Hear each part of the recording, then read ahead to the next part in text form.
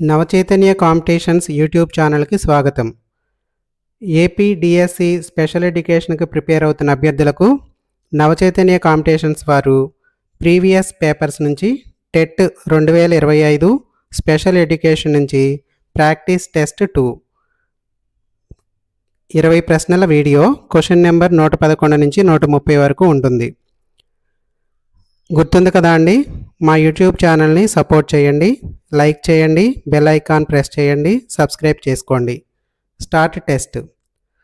Question number 111. అనుభవం మరియు శిక్షణ ద్వారా ప్రవర్తనలో మార్పు జరిగే చర్య. ఆప్షన్స్: ఏ బోధన, ఆప్షన్ బి శిక్షణ, ఆప్షన్ సి అభ్యసనం, ఆప్షన్ డి చికిత్స. మీ సమాధానాన్ని 5 సెకండ్లో కామెంట్లో తెలియచేయండి.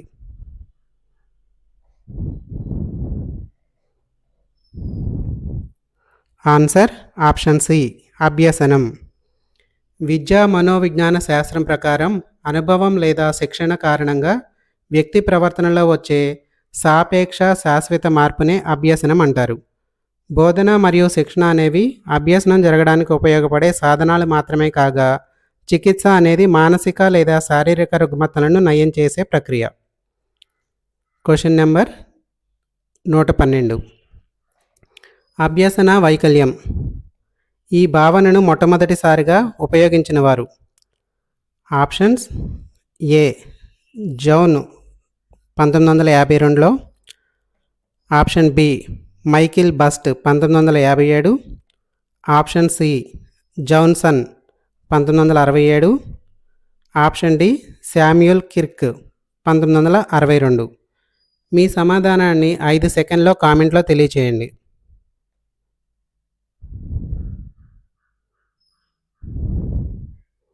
Answer option D Samuel Kirk 1962.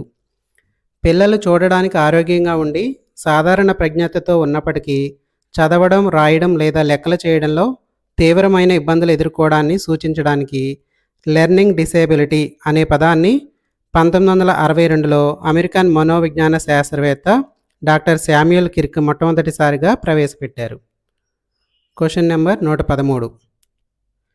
వెప్మెన్ అభివృద్ధి చేసిన మోడాలిటీస్ టెస్ట్ ఫర్ అఫేసియా దీనికి సంబంధించినది.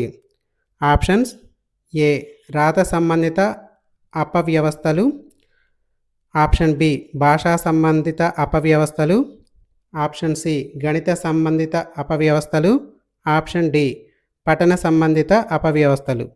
మీ సమాధానాన్ని కామెంట్లో 5 సెకండ్లో తెలియచేయండి.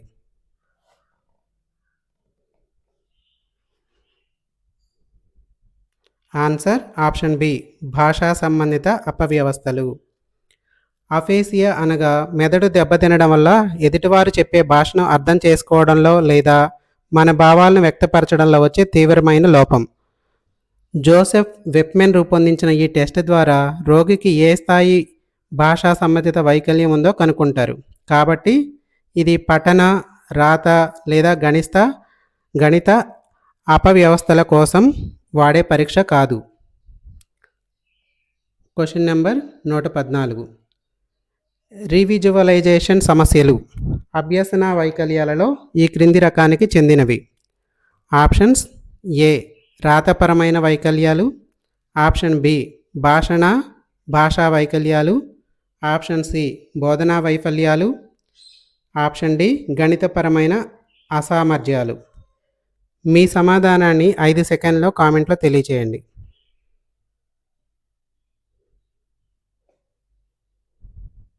Answer option A రాతపరమైన వైకల్యాలు.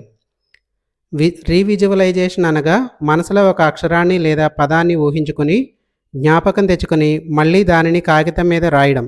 ఈ నైపుణ్యం మెదడులో లోపించిన పిల్లలు పదాలు స్పెల్లింగ్ గుర్తుపెట్టుకోలేరు, తప్పులు లేకుండా రాయలేరు.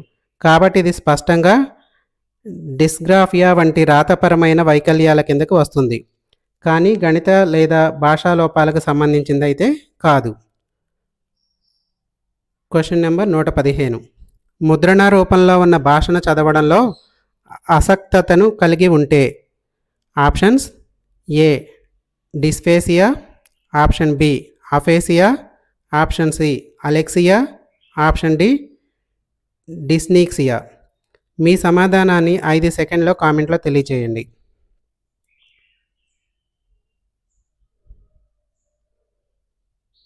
Answer option C alexia.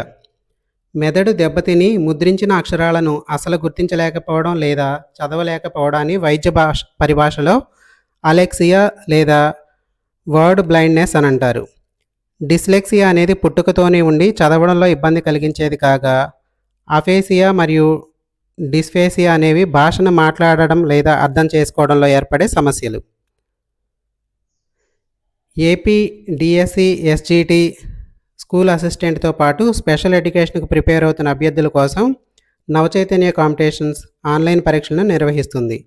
వీటిని గురించి పూర్తి వివరాలు తెలుసుకోవడానికి 9640717460 నంబర్ ద్వారా నవచైతన్య కాంపిటీషన్స్ నుంచి మరిన్ని వివరాలు తెలుసుకోవాలి.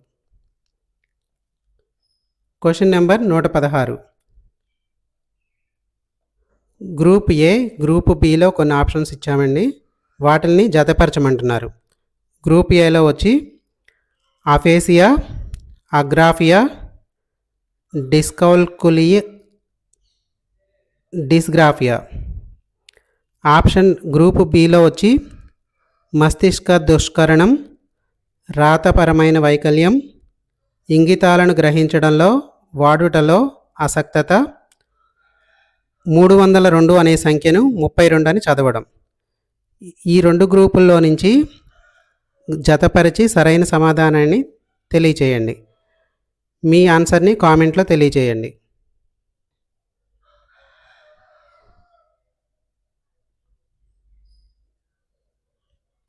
Answer option B 1C, 2A, 3D, 4B. Aphasia అంటే ఇంగితాలను గ్రహించడం మరియు భాషను అర్థం చేసుకుని వాడుటలో అసక్తత 1C. అగ్రాఫియా అంటే మెదడులో గాయం వల్ల మస్తిష్క దుర్మరణం, రాయగల సామర్థ్యాన్ని పూర్తిగా కోల్పోవడం 2A.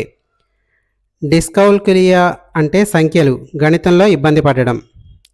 ఉదాహరణకు 302ను 32ను తప్పుగా గ్రహించడం 3D.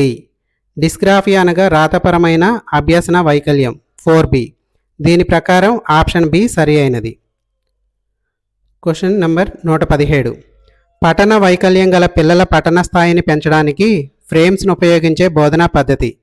ఆప్షన్స్ ఏ ప్రవర్తనాత్మక పద్ధతి, ఆప్షన్ బి ప్రథమ పఠన పద్ధతి, ఆప్షన్ సి భాషానుభవ పద్ధతి, ఆప్షన్ డి కార్యక్రమయుత బోధనా పద్ధతి. మీ సమాధానాన్ని 5 సెకండ్లో కామెంట్లో తెలియజేయండి.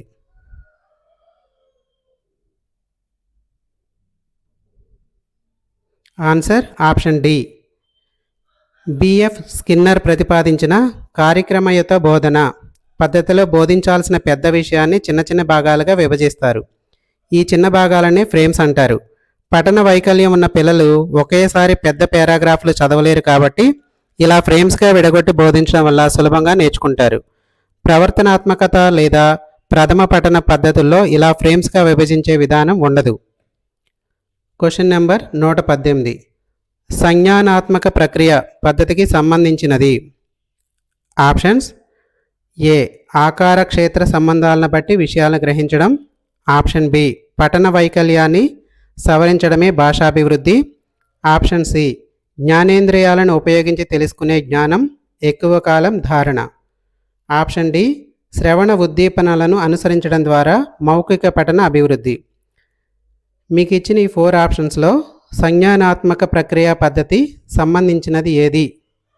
మీ ఆన్సర్ని 5 సెకండ్లో కామెంట్ రూపంలో తెలియచేయండి.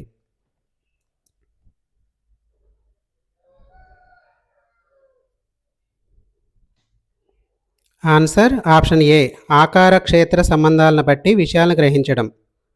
సంజ్ఞానాత్మక ప్రక్రియ కాగ్నిటివ్ ప్రాసెసింగ్ అనేది మెదడు సమాచారాన్ని గ్రహించి అర్థం చేసుకునే ఆలోచన విధానం.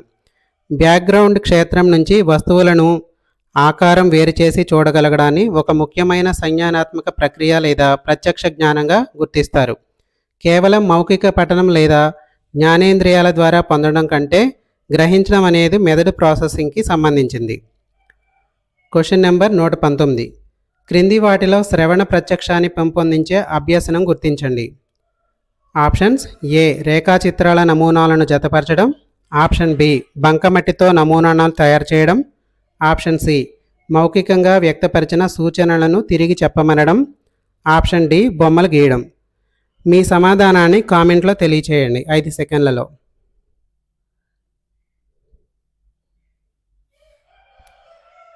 Answer option C. మౌఖికంగా వ్యక్తపరిచిన సూచనలను తిరిగి చెప్పమనడం. శ్రవణ ప్రత్యక్షం ఆడిటరీ ప్రిసెప్షన్ అనగా చెవి ద్వారా విన్న వాటిని మెదడు సరిగ్గా అర్థం చేసుకోవడం. ఉపాధ్యాయుడి నోటితో చెప్పిన సూచనలను పిల్లవాడిని తిరిగి అప్పచెప్పమనడం ద్వారా వారు ఎంత శ్రద్ధగా విన్నారో గ్రహించి ఈ నైపుణ్యాన్ని అభివృద్ధి చేయవచ్చు.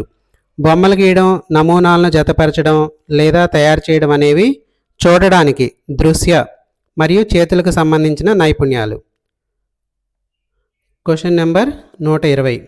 రక్తంలోని చక్కెర స్థాయిని నియంత్రించడం ద్వారా కొంతవరకు నివారించగలిగే వైకల్యం. Options: A. Aphasia. B. Dyslexia. C. Dysphasia. Option D. Alexia. మీ సమాధానాన్ని 5 సెకండ్లో కామెంట్ రూపంలో తెలియచేయండి.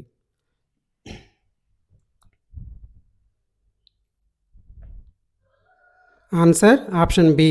డిస్లెక్సియా. పఠన వైకల్యం డిస్లెక్సియా అనేది ప్రాథమికంగా నాడీ సంబంధిత లోపం అయినప్పటికీ రక్తంలో గ్లూకోజ్ స్థాయిలలో చక్కెర స్థాయి, గ్లూకోజ్ స్థాయి అంటే చక్కెర స్థాయి అసమానతలు మెదడు పనితీరును, ఏకాగ్రతను దెబ్బతీస్తాయి. బ్లడ్ షుగర్ లెవెల్స్ను నియంత్రించడం ద్వారా ఏకాగ్రత మెరుగుపడి డిస్లెక్సియా తీవ్రత కొంతమేరకు అదుపులో ఉంటుంది అని వైద్య పరిశోధనలు టెట్కి సూచిస్తున్నాయి. అఫేసియా, అలెక్సియా లాంటివి నేరుగా మెదడు దెబ్బతినడం వల్ల వచ్చేవి. Question number 121. అబ్గార్ను విస్తరించము. అబ్గార్ APGARను విస్తరించము. Options: A. Audition, pulse, grace, assessment and response. Option B. Appearance, pulse, grimace, activity and respiration. Option C. Appearance, pulse, grace, action and reflection. Option D. Adaptation, physical, grimace, assessment and reflex. మీ సమాధానాన్ని 5 సెకండ్లో comment రూపంలో తెలియచేయండి.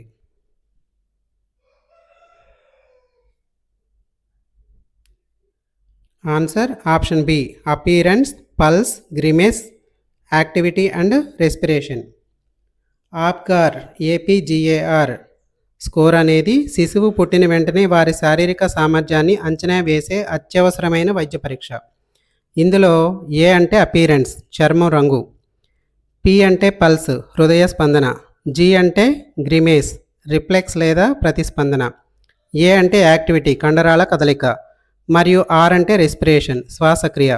కాబట్టి audition, assessment, auction లేదా adaptation వంటి పదాలను సూచించే ఇతర ఎంపికలు ఈ వైద్యపరమైన కొలమానానికి ఏమాత్రం సరిపోవు. అందువలన రెండవ ఎంపికే ఖచ్చితమైన విస్తరణ. రెండవ ఎంపిక అంటే option B. Appearance, pulse, grimace, activity and respiration అనేది correct answer. Question number 122. RPWD act 2016 ప్రకారం డిజేబిలిటీ అసెస్మెంట్ దశలు. Options: A. Diagnosis, screening, evaluation. Option B. Screening, assessment, identification. Option C. Disability, diagnosis, rehabilitation. Option D. Screening, diagnosis, disability calculation. మీ సమాధానాన్ని 5 సెకండ్లో comment రూపంలో తెలియచేయండి.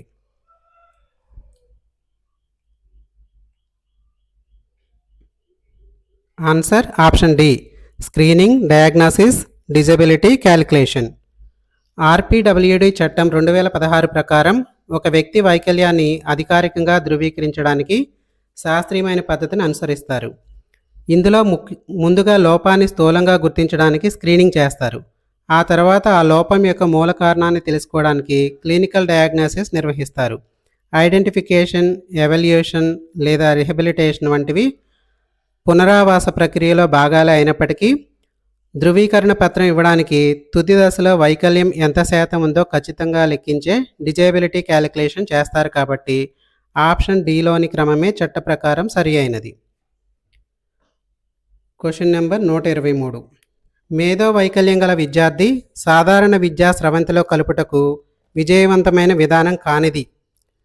Options: ఏ. తరగతి గదిలో రోజువారీ కార్యక్రమాలకు తగినట్లుగా కూర్పు చేయుట. Option B. గ్రేడు స్థాయికి తగిన పనిని చేయుట. Option C. తరగతి గదిలో రోజువారీ పనులను సహాయంతో మాత్రమే చేయుట. Option D. ప్రత్యేక సామాగ్రి సహాయం లేకుండా పనిని చేయుట. మీ సమాధానాన్ని కామెంట్లో 5 సెకండ్ల లోపు తెలియచేయండి.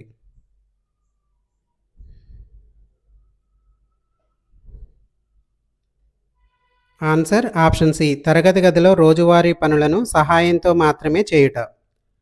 మెయిన్ స్ట్రీమింగ్ సాధారణ విద్యా స్రవంతి యొక్క ముఖ్య ఉద్దేశం ప్రత్యేక అవసరాల గల విద్యార్థులు సాధారణ వాతావరణంలో స్వతంత్రంగా ఎదగడం, తరగతి గదిలో కార్యక్రమాలకు అనుగుణంగా మారడం, గ్రేడ్ స్థాయికి తగ్గట్లుగా పనిచేయడం లేదా ప్రత్యేక సామాగ్రి లేకుండా పనులు సాధించడం వంటివి. కానీ రోజువారీ పనులను సహాయంతో మాత్రమే చేయగలగడం అనేది విద్యార్థుల స్వతంత్రత లోపించిందని, వారు ఇంకా సాధారణ విద్యా స్రవంతికి సిద్ధం కాలేదని స్పష్టం చేస్తుంది. కాబట్టి ఇది విజయవంతమైన విధానం కాదు. ఏపీ డిఎస్సి ఎస్జిటి స్కూల్ అసిస్టెంట్తో పాటు స్పెషల్ ఎడ్యుకేషన్కి ప్రిపేర్ అవుతున్న అభ్యర్థుల కోసం నవచైతన్య కాంపిటీషన్స్ ఆన్లైన్ పరీక్షలు నిర్వహిస్తుంది. వీటిని గురించి పూర్తి వివరాలు తెలుసుకోవడం కోసం నవచైతన్య కాంపిటీషన్స్కు 9640717460 నంబర్ ద్వారా సంప్రదించవచ్చు. Question number 124. సరి అయిన ప్రవచనాలను గుర్తించుము. ఆప్షన్స్: సరి అయిన ప్రవచనాలను గుర్తించము. దీంట్లో ఏబిసిడి ఇక్కడ ఇచ్చారండి. ఏ. ట్రైజోమ్ 21లో అసమానతలను డౌన్స్ సిండ్రోమ్కు దారితీస్తుంది. B. Amino acid phenylalanine అనే ఎంజైమ్ లోపం టర్నర్స్ సిండ్రోమ్కు దారితీస్తుంది. Option C. అసమాన ఎండోక్రైన్ క్రెటినిజంకు కారకమవుతుంది. Option D. తల చుట్టుకొలత 15 ఇంచుల కంటే తక్కువగా ఉంటే హైడ్రోసెఫలస్లోను గమనిస్తాము. ఆప్షన్స్: ఏలో A D only, options B A B only, option C A C only, option D B D only. మీ సమాధానాన్ని 5 సెకండ్లో కామెంట్ రూపంలో తెలియచేయండి.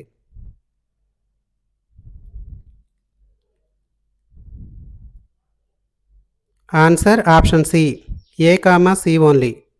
జన్యుపరమైన అసమానతలలో 21వ క్రోమోజోము జతల్లో అదనపు క్రోమోజోమ్ చేరడం వల్లే డౌన్ సిండ్రోమ్ వస్తుందని శాస్త్రీయ వాస్తవం. అలాగే థైరాయిడ్ గ్రంథి ఎండోక్రైన్ స్రావాల అసమానతల వలన శారీరక మానసిక ఎదుగుదల కుంటుపడే క్రెటినిజం వస్తుందన్నది కూడా సరి అయినదే.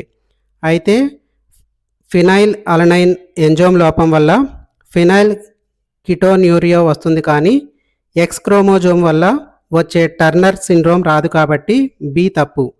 ఇక తల చుట్టుకొలత తక్కువగా ఉండడాన్ని మైక్రోసెఫాలీ అంటారు, కానీ మెదడులో ద్రవం చేరి తల పెద్దదిగా మారే స్థితిని హైడ్రోసెఫలస్ అంటారు. కాబట్టి డి కూడా సరికాదు. కావున ఏ కామా సి మాత్రమే సరి అయినది. Question number 125. ఒక పిల్లవానికి ప్రతి 3 నిమిషాలకు సరిగ్గా వ్రాసినచో బహుమతి ఇవ్వడం అనున్నది దీనికి ఉదాహరణ. Options: A. Variable interval schedule, option B fixed ratio schedule, option C variable ratio schedule, option D fixed interval schedule. మీ సమాధానాన్ని 5 సెకండ్లో కామెంట్లో తెలియచేయండి.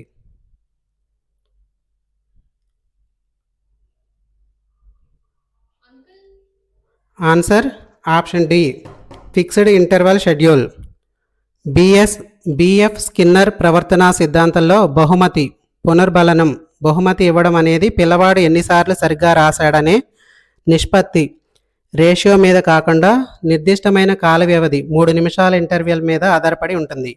ఈ సమయం కూడా మారుతూ వేరియబుల్ కాకుండా ఖచ్చితంగా 3 నిమిషాల ఫిక్స్డ్ టైంకి ఒకసారి వస్తుంది. కాబట్టి దీనిని రేషియో లేదా వేరియబుల్ షెడ్యూల్ అనకుండా ఫిక్స్డ్ ఇంటర్వెల్ షెడ్యూల్ అని ఖచ్చితంగా పిలుస్తారు. Question number 126. బోధనా ప్రక్రియలో రెప్రిమాండ్స్ అనే టెక్నిక్ ఉపయోగం. ఆప్షన్స్: ఏ. అవధానం పెంచుటకు, ఆప్షన్ బి ఒక చోట కూర్చుని ఉండడం కొరకు, ఆప్షన్ సి ప్రవర్తన మార్పు కొరకు, ఆప్షన్ డి పునర్బలనం. మీ సమాధానాన్ని 5 సెకండ్లో కామెంట్లో తెలియచేయండి.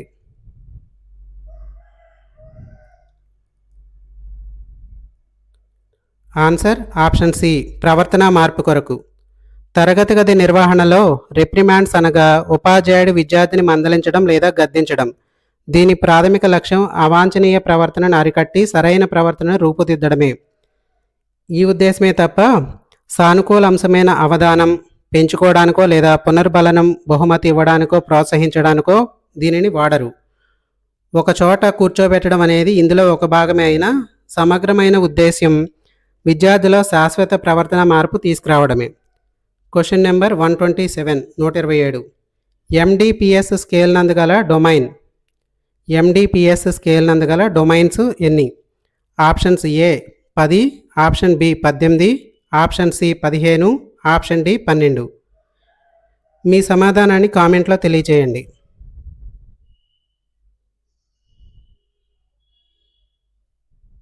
Answer option B 18. Madras developmental programming system MDPS అనేది మేధో వైకల్యం గల పిల్లల దైనందిక సామర్థ్యాలను అంచనా వేసే ప్రామాణిక సాధనం. ఈ స్కేలులో పిల్లల మోటార్ స్కిల్స్, కమ్యూనికేషన్ వంటి అంశాలను స్థూలంగా 10, 12 లేదా 15 డొమైన్స్గా కుదించకుండా అత్యంత సూక్ష్మంగా విశ్లేషించడానికి వీలుగా ఖచ్చితంగా 18 ఫంక్షనల్ డొమైన్స్గా వర్గీకరించారు. Question number 128.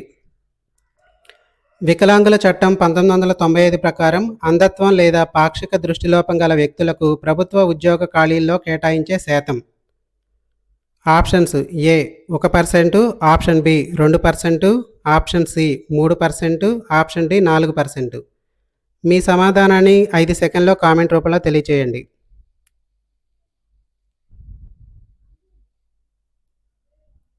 Answer option A 1%. 1995 PWD చట్టం ప్రభుత్వ ఉద్యోగాల్లో వికలాంగులకు మొత్తంగా 3% రిజర్వేషన్ కల్పించింది. ఈ 3% ప్రధాన వైకల్యాలకు సమానంగా పంచుతూ అంధత్వం లేదా పాక్షిక దృష్టికి లోపం ఉన్నవారికి 1%, వినికిడి లోపం ఉన్నవారికి 1%, మరియు చలన వైకల్యం ఉన్నవారికి 1% కేటాయించారు తప్ప ఒకే వర్గానికి 2 లేదా 3% ఇవ్వలేదు కాబట్టి 1% మాత్రమే సరి అయినది. Question number 129. మెదడును కప్పిపుచ్చే పొరలకు వైరస్ వల్ల వచ్చే అంటువ్యాధి. Options A ataxia, option B rubella, option C meningitis, option D Turner's syndrome. మీ సమాధానాన్ని 5 సెకండ్లో కామెంట్ రూపంలో తెలియచేయండి.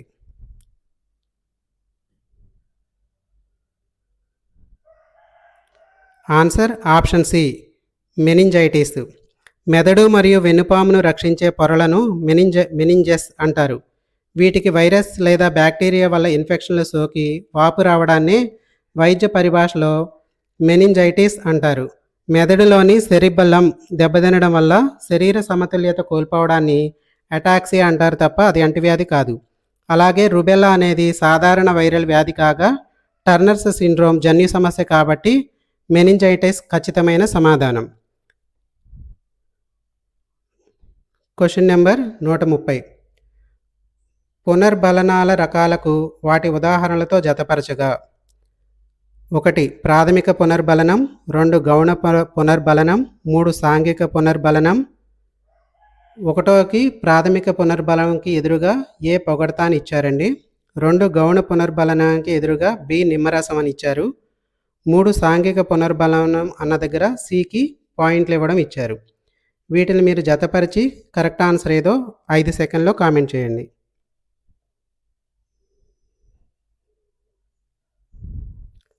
ఆన్సర్ ఆప్షన్ ఏ 1ని బితో, 2ను సితో, 3ని ఏతో. అంటే 1 ప్రాథమిక పునర్బలం అనేది బి అంటే నిమ్మరసం, 2 గౌణ పునర్బలం అనేది సి అంటే పాయింట్లు ఇవ్వడం, 3 సాంఘిక పునర్బలనాన్ని ఏతో అంటే పొగడ్తతో వీటితో జతపరిచారు. ఇది ఆన్సర్. బిఎఫ్ స్కిన్నర్ వర్గీకరణ ప్రకారం నేరుగా జీవ అవసరాలను తీర్చే నిమ్మరసం, ఆహారం లాంటి వాటిని ప్రాథమిక పునర్బలనం కింద పరిగణిస్తారు. 1బి ఈ అవసరాలను పరోక్షంగా తీర్చుకోవడానికి భవిష్యత్తులో ఉపయోగపడే టోకెన్లు లేదా పాయింట్లు ఇవ్వడాన్ని గౌణ సెకండరీ పునర్బలనం అంటారు 2C. ఇక సమాజం లేదా తోటివారి నుంచి లభించే గుర్తింపు, పొగడ్త లాంటి సామాజిక అంశాలను సాంఘిక పునర్బలనం అంటారు 3A. ఈ శాస్త్రీయ సూత్రాల ఆధారంగా 1B 2C 3A కలయిక మాత్రమే సరి అయినది. మా వీడియోస్ని లైక్ చేయండి, సబ్స్క్రైబ్ చేయండి, షేర్ చేయండి.